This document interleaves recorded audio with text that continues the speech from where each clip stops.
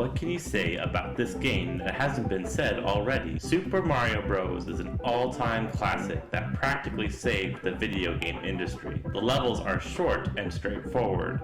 The music is something all gamers recognize. The graphics still appear in modern Nintendo games to this day. It's so iconic and should be played by everyone wanting to get into games. The template for how the modern platformer can be attributed to this single project. If it weren't for Super Mario Bros., Nintendo wouldn't be the household name that it is today. This would be the first game I will play going through Nintendo's retro lineup of classic games.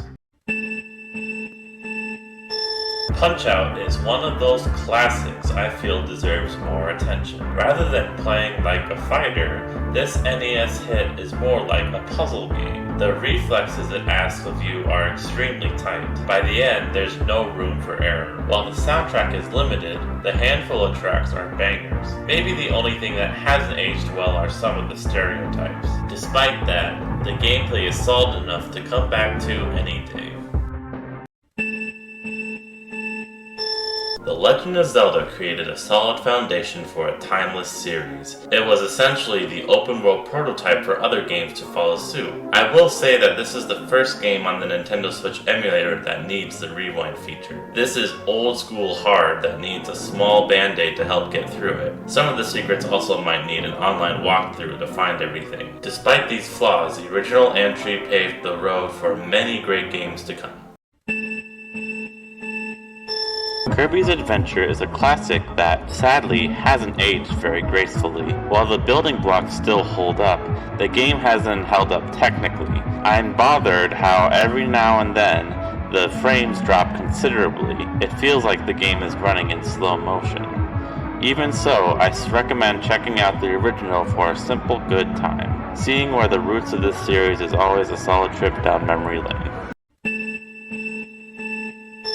Donkey Kong is an arcade staple. This cabinet was always spotted near every Chuck E. Cheese in the 90s. It is a little hard to wrap your head around some of the outdated mechanics though. Trying to make even a slightly large jump will eat up your quarter. Going from Super Mario Bros. To this might throw off your game. Still, playing it on a modern console is a trip. Sitting down and spending 5 minutes will get you to the end quickly. If you want a quick dose of nostalgia, this is an easy go-to.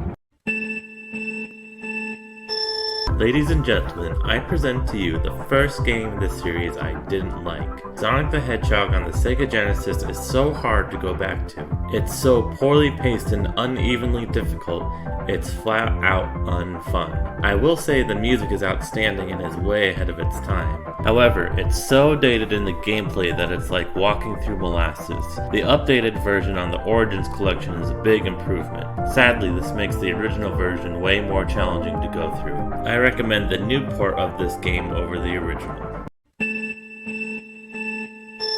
So, Metroid is another case of the sequels doing it better. However, instead of bashing on this, I want to talk about how the Nintendo Switch Online emulator handles this. There are options to play this game either near the end of the game or near a boss with all your powers. I feel this is a smart approach to modernize an otherwise outdated game. Still, it's not easy going back to play this classic with fresh eyes. I would say skip this one and move on to Super Metroid, the superior sequel.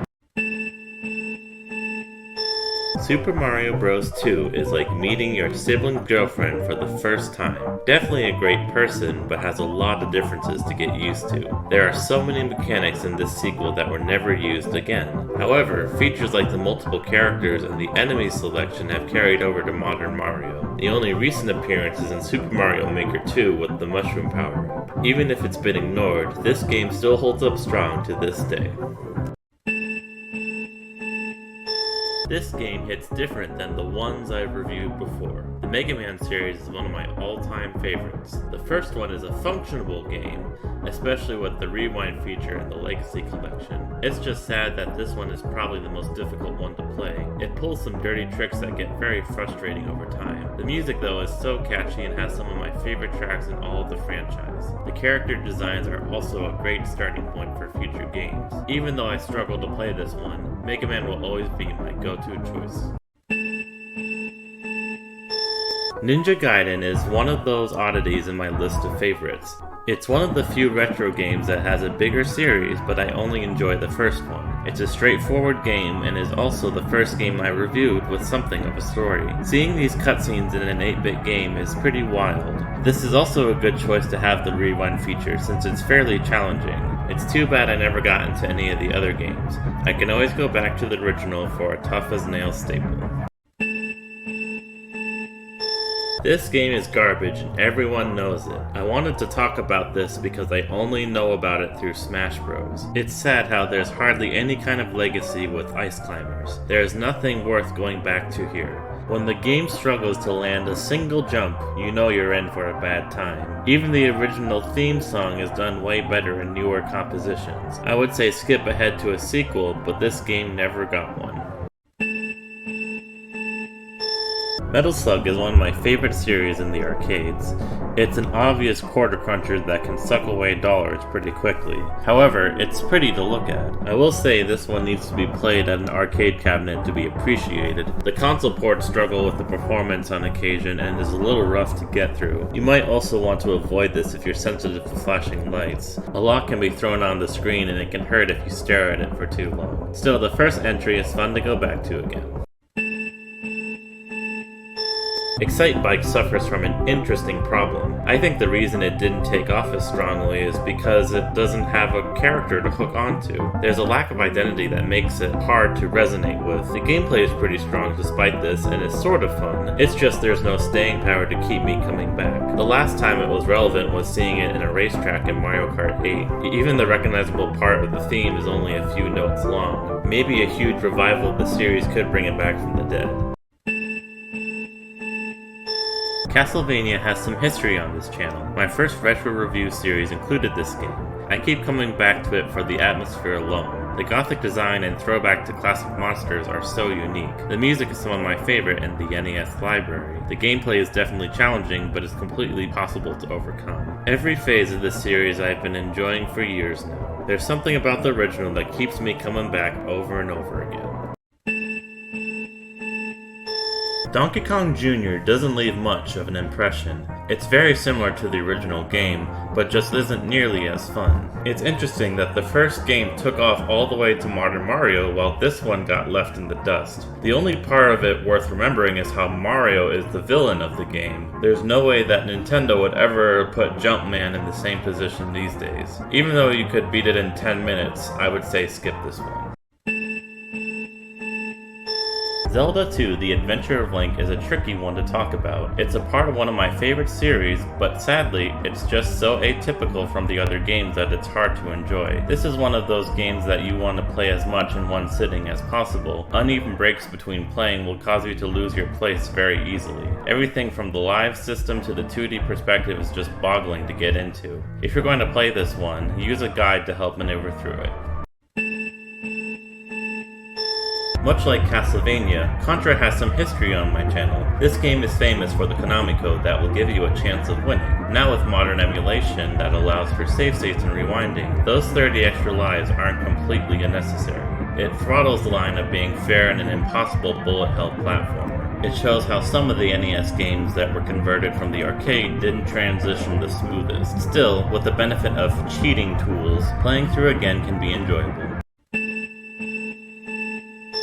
Kid Icarus is one of those unusual series in Nintendo's lineup. The original game is so odd to play and it takes a while to get going. I will say, before modern emulation tools, this game was impossible to get through. I remember seeing it in the extras in Super Smash Bros. Brawl and didn't enjoy it at all. Playing it these days sadly leaves a ho-hum feeling about it. It doesn't help that the reboot sequel is so different from the original that there's no nostalgic connection to it. I guess if you want to see where your favorite Smash Bros. Character comes from, this is another option.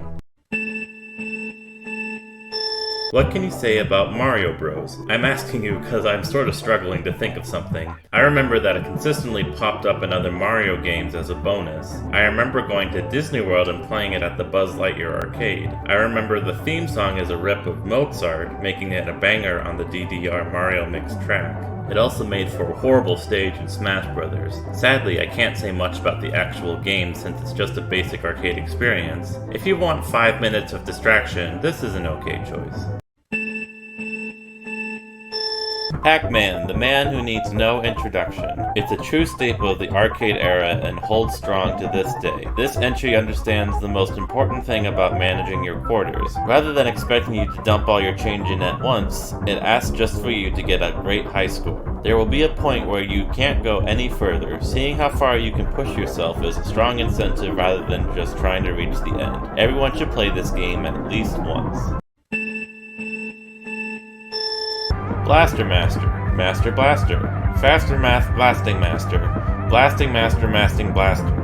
If it seems like I'm not making a point, that's because this game seems aimless as well. This feels like a prototype for a much bigger game. Funny enough, it grew into a strongly supported series with Blaster Master Zero. Unfortunately for the original, it doesn't have the legs to hold on its own. Even with a strong soundtrack, there's no hook to get players invested. I would say skip the original and play the new series instead. There are some people that say Mega Man 2 is a perfect game. I would argue it's fantastic, but it's nowhere near perfect. It has amazing gameplay, a killer soundtrack, and awesome art direction. However, it's probably one of the easiest games I've played. The Metal Blade absolutely destroys any type of challenge. The screen flashing is horrible on the eyes. Most importantly, you can find yourself into some no-win situations at the end of the game. Despite this entry is probably one of the easiest recommendations I can make. I got a confession to make. Dr. Mario is one of those puzzle games that I can't stand. I struggle to play games like these because I can't see many steps ahead. I can picture maybe one or two moves, but that's about it. Even if I don't like it, it's still a recommendation for puzzle fanatics. The music is also timeless and rocks out hard for an 8-bit game. It also has some decent difficulty options to test a variety of players. If you want a decent brain teaser, there's no better prescription than this. Street Fighter 2 is a fighting game classic that I can't seem to grasp. It always comes down to the inputs with me. All the rotations of the thumbstick just drive me crazy. That doesn't stop this game from shining bright to this day. The variety of characters give an option to every type of player. You can go from afar with Dhalsim or get close and personal with Zangief. There's a reason why the likes of Ryu and Chun-Li are still in games to this day. Let's hope that Street Fighter 6 can continue the legacy of this series. Yoshi is a comedy of errors in my memory. Firstly, I could have sworn that this game and Yoshi's Cookie were the same. That and Yoshi's first appearance was in Super Mario World. Now that I've sorted everything out, I would say that this one will be quickly forgotten about again. It's just a standard falling block puzzle with hardly any music. It's worth to see the origins of one of the strongest Nintendo characters, but other than that, pass on this one. Altered Beast is the ultimate edgy video game experience for a die-hard Sega fan. While I have no personal attachment to this classic, I can respect how much of an impact it had. If I was in the console wars in the 80s and saw this, I would have flipped out. So much about the visuals are way ahead of its time for the 16-bit era. Plus, it's probably the most straightforward game I've played on this series. This easily would have made a great argument for the Genesis does what Nintendo don't debate. I actually have a source for this video. A filler arc is a storyline, often, though not always shorter than a regular arc, in which, over a number of episodes, an adventure is detailed that is unrelated to the main story arc.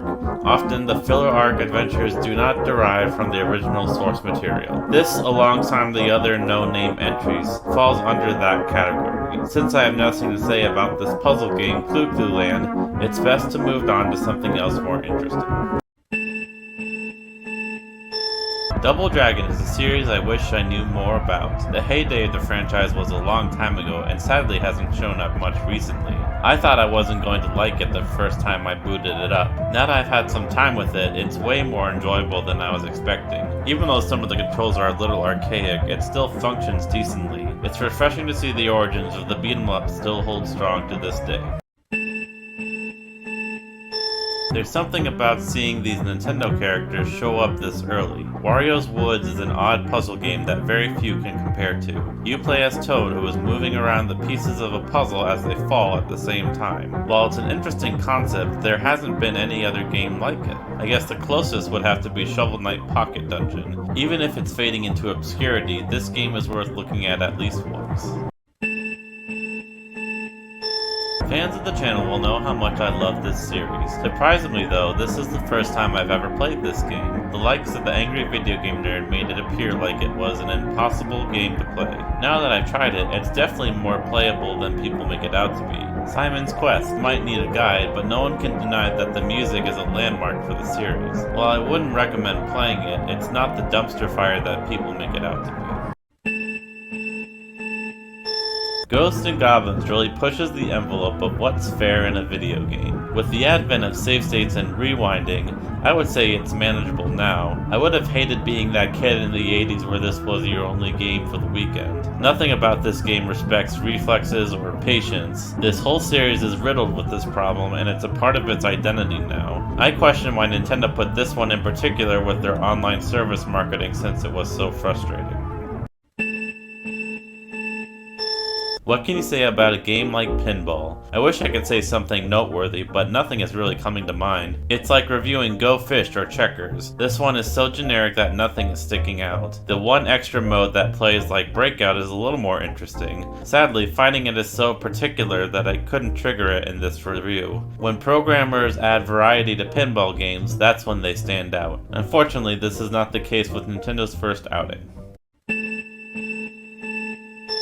There's something to say about your game when it's only remembered from Smash Bros. That one stage with the ladders and barrels is the only thing Wrecking Crew has going for it. It's another bare bones arcade experience that isn't very fun to play. It doesn't help that the music is very minimal and leaves hardly any impression. I'm sorry that none of my comments will linger in your thoughts after this. Sadly, I feel like this game will disappear just as quickly.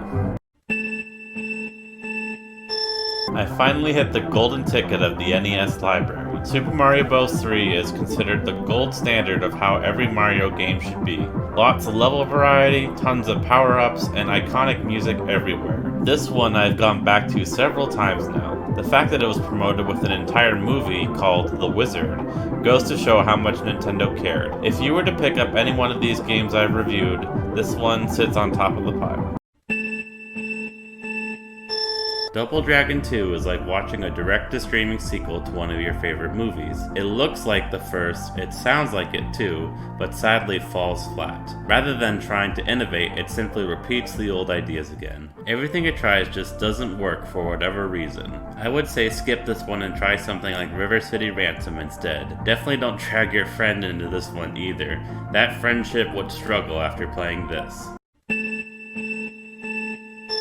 Imagine, if you would, that Nintendo made a hack of Super Mario Bros. To troll their fans. Another way of explaining it is as if someone made an official Super Mario Maker level pack that's brutally unfair. This is what actually happened when the lost levels made it over to the States. It was so hard that American audiences were assumed to hate it. Instead, we got Super Mario Bros. 2, which was a reskin of a completely different game. If you want an interesting challenge, with a liberal use of the rewind feature, give this forgotten classic a try. Mega Man 3 is the last classic entry in the series that I have almost completely memorized. It breaks down the 8 Robot Masters format in a way that is almost never repeated again. I will say that this one isn't my favorite from the uneven difficulty. There is a spike in challenge halfway through that is actually harder than the last few levels. Even still, enjoy this one if you're marathoning the entire series. It's only downhill for the other games after this. I've seen these characters in Kirby for years, and now I've finally played the game. Adventures of Lolo is an oddity in terms of relevance. I hadn't seen any gameplay, hadn't heard any opinions, and only saw vague references in other games. Since I have next to no background understanding this game, I can only say so much on it. If this show gets to the point where I go through every game I recognize, this will be the norm. Thankfully, I don't have to stretch hard for a basic puzzle game like this one about a blue circle with eyes. Here's the point in the series where I let you know that I hate sports games. Golf games like NES Open are some that I struggle with. The Nintendo themed ones are the few that I am willing to sit down and play. This particular entry is more like a video game than a simulator, thankfully. Out of all the games I've done this to, though, this is the first time save states feels like cheating. I guess if you're playing with a friend, try to play it honorably. We we've hit a new bottom in this collection of videos I've made. Super C is definitely the worst game I've played. If you saw my video on Contra, you know how I have high expectations for this series. The sequel is like a cheap knockoff of the original. The graphics look like I pirated it off of some sketchy website. Not only that, but I couldn't make it past the first level. It's so awkward and uneven with the difficulty that it's flat out unfun. Not even the infamous rewind and save state features I love so much could save this one. There wasn't even a single song worth remembering either. Avoid this one at all cost. Dig Dug is the second part of the Holy Trinity of the Namco arcade era. It's one of those games that needs no instructions to make sense on what to do. I love the detail how the music only plays when you're moving. Much like Pac-Man, it simply asks you to get as far as you can go. There's a reason why this game keeps getting re-released on almost every Namco museum. This is an easy recommendation since there are like half a dozen ways to play it on the Switch. So, since I have very little to say about Star Tropics, I want to share how I know about this one. There was a YouTuber I used to watch called The Happy Video Game Nerd. This was considered one of his favorite games of all time. So here I am looking forward to playing it myself from his enthusiasm. It's a fun game, but it just feels like it needs something to stand out. The main character is just a kid, and the only thing I recognize is the theme. Like I mentioned in my other videos, games like these need something to catch your eye and to stand the test of time. Otherwise, it'll only be remembered as something one of your favorite YouTubers had talked about once. Do not play Earthbound Beginnings no matter what you do. Instead, skip it immediately and move on to Earthbound on the Super Nintendo. This game is ugly, unfair, grindy, boring, and leaves a horrible taste in your mouth. This poorly represents an amazing series of games. You can't even leave your house without almost immediately getting a game over. Honestly, I thought the game was broken with some of the effects that it was attempting. Like I said, avoid this one at all costs and move on to Earthbound without ever looking back. There appears to be a fine line on how vague a game's theme can be. Sonic CD is a strong improvement over the sequel in many ways. However, it suffers from an identity issue. All the levels blend together, leaving a blurry feeling when looking back on it. The time travel mechanic is also so poorly explained that it's hard to realize why it's important. While there are a few strong tracks, it mostly goes in one ear and out the other. It's a shame that these smaller problems add up over time. Sonic CD could have easily been one worth remembering. Donkey Kong 3 is a great example of why reviewers need to play a game before writing down their opinions. Since I didn't enjoy Donkey Kong Jr. at all, I figured the sequel would be even worse. Thankfully, once I sat down and played it, it was more enjoyable than I imagined. While it's pretty simple and nonsensical, I like how there's nothing else like it out there. The pumping air mechanic is a nice change of pace compared to the platforming mechanics. Even though there isn't much else to talk about, I would recommend trying this one out. Castlevania Bloodlines is easily the prettiest game I've played on this series so far. This one I have never played all the way to the end. The Genesis really shines with what it brings to the series. The gameplay is way more fluid than any of the NES games. Unfortunately, the soundtrack is the weakest part of this solid package. If you're worried about any of these classic Castlevania games being too hard, start with this one. It will teach you the basics of the series while being lighter on the difficulty. River City Ransom is the first game I've played here that I can directly compare it to a modern one. If you like Scott Pilgrim vs. the World, the game, this one is right up your alley. Taking Double Dragon and adding some of the light RPG elements to it gives you a solid brawler. There's a lot more to this game than simply getting to the end of the level. This one is even better if you have a buddy tagging along with you. I would recommend a guide just in case though, since sometimes it might be confusing on where to go next. Golden Axe fits the description of that classic arcade medieval beat-em-up. This one stands out because it was the first one. The console port still suffers from a few issues when it comes to playing fair, unfortunately. The basic arcade mode treats it like it's trying to steal your quarter. Out of all the games I've reviewed so far, this one is easily more enjoyable with a friend. Now that these emulators have online features, that should be easier than ever.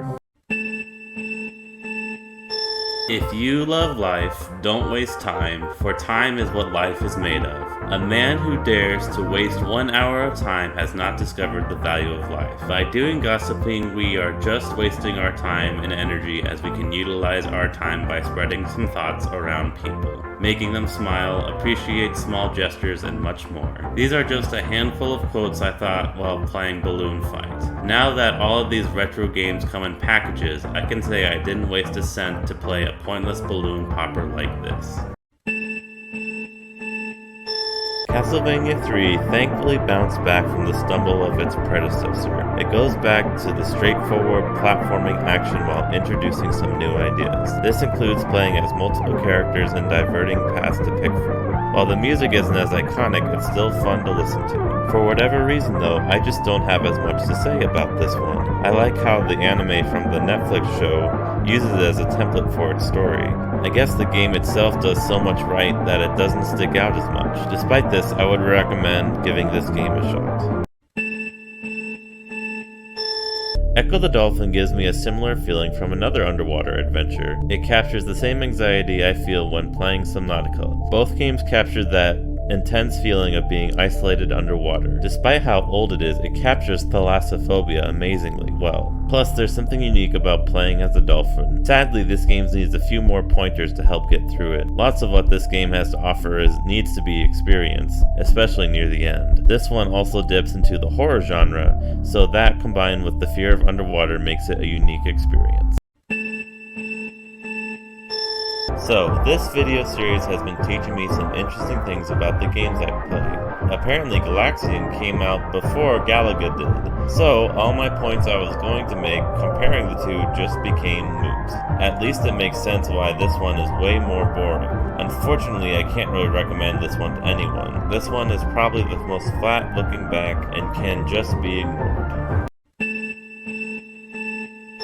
So, Gunstar Hero passes the test when it comes to identity. Even though I know nothing about it, it has a strong presence that resonates with you. The characters are over the top, the gameplay is action-packed, and the music is very intense and catchy. So much of what I complain about with these games does not apply here. In fact, I plan on going back to this one and finishing it at some point. It's like a combination of Mega Man and Contra with the intensity of Metal Slug. I guess if you're developing a game that might struggle, pull some pieces from other games and make something original out of it.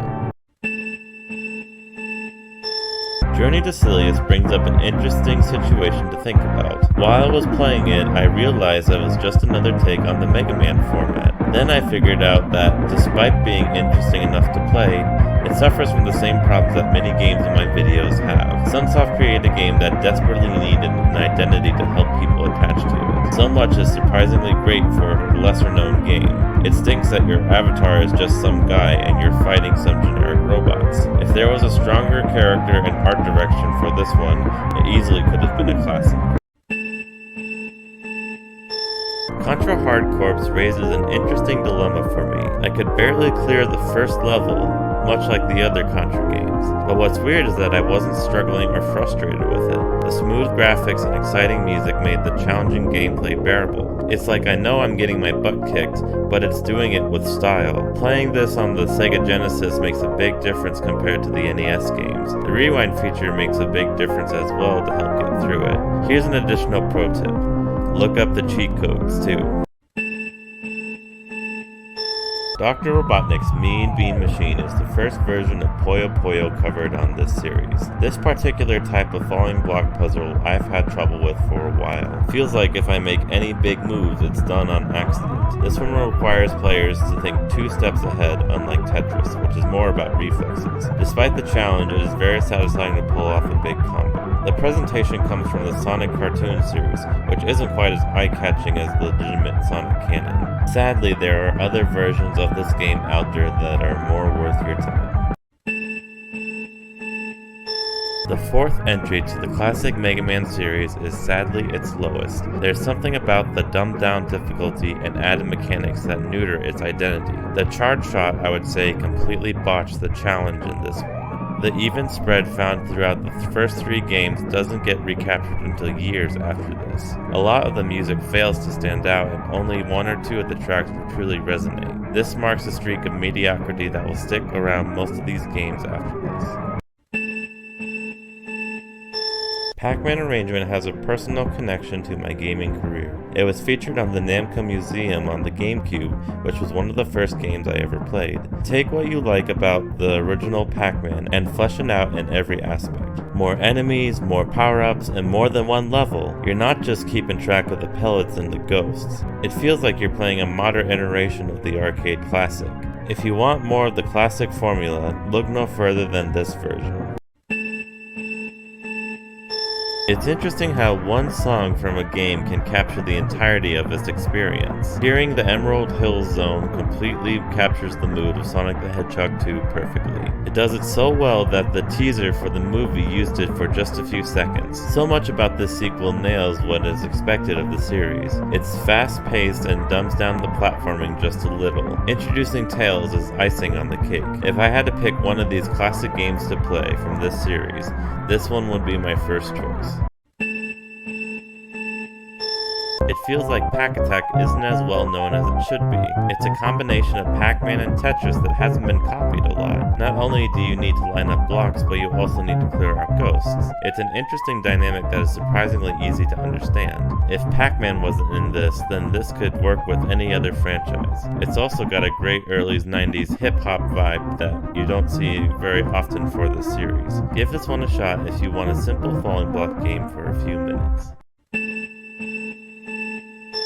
This is one of the few games I played in this series I knew was utter trash. Like, not just an unfun or boring one, but actually unplayable. There are a lot of great ideas that would later develop into the Street Fighter series and their greatness. Unfortunately, this first one didn't stick the landing. Basic player feedback mechanics, like recoil or invincibility frames, just didn't exist yet. The only good news here is that Capcom iterated on this one and didn't give up. Otherwise, the world would be left without an amazing template for future fighting games. Street Fighter II gets a lot of credit for shaping the basics of the fighting game genre. I would say that the third one turned it into what it is now. Fast-paced gameplay and flashy graphics make it an arcade classic. A large variety of interesting personalities expand the roster as well. Dudley will go down as one of my favorite fighters in the series. If you want to play Street Fighter for the intense dueling it's known for, go to this one first. Those with quick enough reflexes will find what this series is known for. This is why games have tutorials. There is so much in ToeJam and Earl that it makes no sense. It's unapologetically 90s in its visual and theming. Its Achilles heel is how it fails to explain anything about how it works or what your goals are. I couldn't make any progress because of how obtuse my directions were. My only understanding of what to do is to collect ship parts. I believe the original workaround for these kinds of games was putting all the directions in the instruction manual. Unfortunately, that practice doesn't carry over to the modern era. Rygar brings a particular memory back to me. When I was a kid, I had these toys that would click into different shapes. These toys and colors I would imagine as different characters from the games I liked. The character you play as in this game reminds me of those adventures I would imagine. They were nonsensical stuff that only made sense in my mind. Unfortunately, that means that this game needs a little more imagination to follow along. You might need to do some background research to figure out what's happening. It's not unfun to play, but just needs a little bit of extra work to enjoy. Here's a little secret I haven't shared with a lot of people. Kirby Superstar was the first game I figured out how to emulate on my own. That's the power of Kirby and how it can influence people's behavior. Even though this game is promoted to be a bunch of smaller games, I always see it as one cohesive experience. There are so many improvements over the previous games in terms of the gameplay. The abilities have more than one attack that you can use. If you're familiar with the modern games and want a retro entry to go back to, this one is an obvious choice. What do you get when you combine and remaster the original trilogy along with Super Mario Lost Levels from the NES Super Mario Collection? You get Super Mario All-Stars, one of the few revisions to the classic games. Everything from the music to the graphics have been given a makeover. The only thing throwing this collection off is some of its physics. If you're familiar with how the games play, there's a very specific feel to them. The Super Nintendo version slightly Graphics can be a funny thing. One day a game like Donkey Kong Country looks like the best game ever made. Sadly, looking back gives a completely different impression. Thankfully, in terms of everything else, the game still holds up today. When I played this recently, the rewind feature makes the game extremely short. I remember playing this game on the Game Boy Advance and struggling to make it even through one single level. Playing it on the Switch is easily the best way to enjoy this game now. Earthbound is truly a magical experience. This RPG has so many cool things that hardly any other game does. If you want to understand the basics of the genre, this project will teach you everything you need to know. It's easy to look at, the sound is amazing, and the story is very heartwarming. However, do not feel scared to look up any guides to help you. It doesn't explain everything clearly, and sometimes you might get lost. This is one of the few games I've reviewed here that I would recommend you play it all the way through to the end. Metal Slug X is when this series started to become its own. The hand-drawn art designs start to shine strong and continues to glow after this. The bosses become over the top, the difficulty starts to be pushed, and your reflexes are definitely tested. The introduction to the alien species also adds some variety to keep things fresh. A word of warning though, games like these are very bright with flashing lights. If you're sensitive to these things, I would look away. Additionally, turning on the auto fire option will save your thumbs the exercise. While Mega Man 4 was a complete disaster, Mega Man 5 is just plain forgettable. It's missing that challenge that this series is known for. While it adds some more secrets, the reward is only useful for the end of the game. The robot designs and music also falls flat and don't leave much of an impression. So much I struggle to remember about this game, and the only thing I can think of is the controversy of Napalm Man. The best thing I can think about this game is that it's over fairly quickly. Super Puzzle Fighter 2 is one of the most unique games I've played on this series. Imagine playing Tetris except you're fighting the other player at the same time. Solving the falling blocks isn't the hard part. Taking down your other player is where the fun comes into play. The concept is so broad that almost any other character could fill in these roles. I'm actually surprised that other puzzle games haven't adopted the same idea. If you want a simple game where you can play with your friends, this one is an easy choice. It feels like sometimes people's nostalgia can blind a player to the quality of a game. I've heard so much about Sonic Spinball that I was expecting this amazing pinball game. Unfortunately, having no personal connection to the game, I'd say it was very awkward to play. It's also unusually laggy for a Sega Genesis game. There are too many factors that can go wrong in these types of games. If you can pull it off, This is the one for me, my first game I ever played. The magic of this game still lasts to this day. So much imagination went into this project and it is extremely fun today. While the Mario Bros. Game started with a strong foundation for the series, Super Mario World takes the platformer to the gold standard. Everything from the power-up variety to the many secrets make it easy to recommend. This started the strong library for the Super Nintendo that will go down in gaming history as one of the best.